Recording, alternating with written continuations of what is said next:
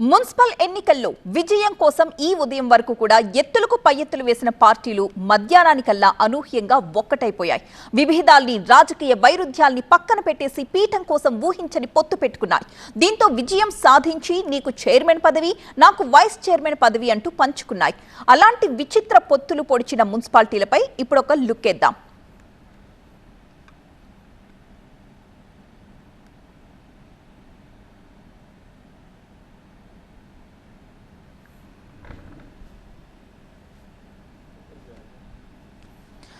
ఉప్పు నిప్పులా ఉండే కాంగ్రెస్ బీజేపీలు ఒక్కటై పీఠాన్ని సాధించిన మున్సిపాలిటీలేంటో ఒకసారి మనం చూద్దాం.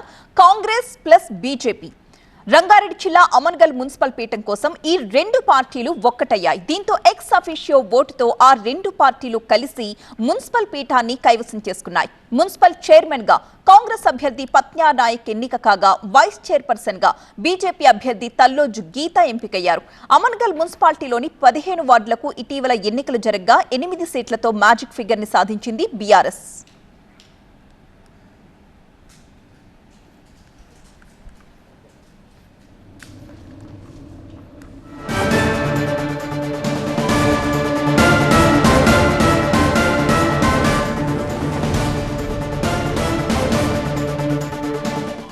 అమన్గల్ విషయానికి వచ్చాం కదా. ఇక మెదక్ జిల్లా నర్సాపూర్ మున్సిపాలిటీలో కూడా మ్యాజిక్ ఫిగర్ దక్కకపోవడంతో మనం ఇక్కడ చూడొచ్చు. కాంగ్రెస్ బీజేపీ కలిసి అమన్గల్, నర్సాపూర్, అలియాబాద్ మున్సిపాలిటీల్లో ఇక్కడ పదవుల్ని పంచుకున్నాయి. చైర్మన్ గా కాంగ్రెస్ చెందిన రాజు యాదవ్ ఎన్నిక కాగా వైస్ చైర్మన్ గా బీజేపీకి చెందిన బుచ్చేష్ యాదవ్ ఎన్నికయ్యారు.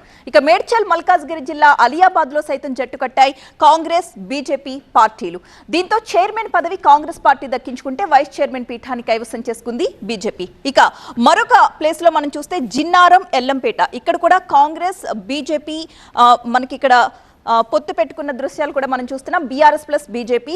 సంగారెడ్డి జిల్లా జిన్నారం మున్సిపాలిటీలో బీఆర్ఎస్ బీజేపీ రెండు జత కట్టాయి. బీఆర్ఎస్ తో జట్టు కట్టింది బీజేపీ. దీంతో చైర్మన్ గా బీఆర్ఎస్ కి చెందిన జనార్దన్ ఎంపిక కాగా వైస్ చైర్మన్ గా బీజేపీకి చెందిన ప్రతాప్ రెడ్డి అవకాశాన్ని దక్కించుకున్నారు. ఇక మేడ్చల్ జిల్లా ఎల్లంపేట మున్సిపాలిటీలో కూడా బీఆర్ఎస్ కే మద్దతు ఇచ్చింది బీజేపీ. మొత్తం 24 వార్డులున్న ఈ మున్సిపాలిటీలో చైర్మన్ పదవికి అవసరమైన మ్యాజిక్ ఫిగర్ 13. అయితే బీఆర్ఎస్ పార్టీ 12 సీట్లతో ఒక్క ఓటు తక్కువలో నిలిచింది. బీజేపీ సభ్యులు బీఆర్ఎస్ కి మద్దతు ప్రకటించడంతో ఆ పార్టీ మున్సిపల్ చైర్మన్ పీఠాన్ని కైవసం చేసుకుంది. ఇక ఇవే కాకుండా బీఆర్ఎస్ పార్టీ బీజేపీతో పొత్తు పెట్టుకుని మున్సిపాలిటీని దక్కించుకుంది.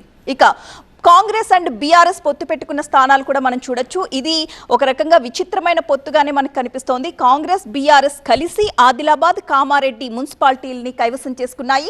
అధికార కాంగ్రెస్, ప్రతిపక్ష బీఆర్ఎస్ పార్టీ కలిసి కామారెడ్డి మున్సిపాలిటీని దక్కించుకున్నాయి. చైర్పర్సన్ గా కాంగ్రెస్ కి చెందిన ఉమారాణి ఎన్నికయ్యారు.